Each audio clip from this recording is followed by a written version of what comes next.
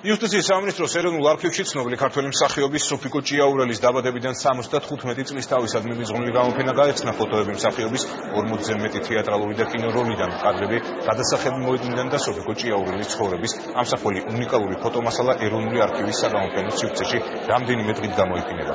საიუბილეო გამოფენისათვის სპეციალური ბუკლეტიც გამოიცა.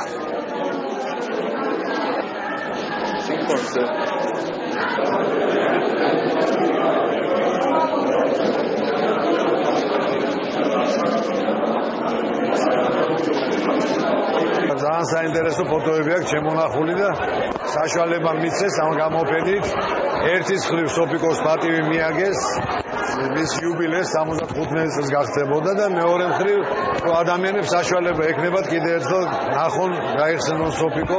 ჩვენ საკმაოდ დიდი კოლექცია გვაქვს არქივის საამაყოდ მინდა ვთქვა. შევეცადეთ რა თქმა უნდა ყველა ფოტო არ არის.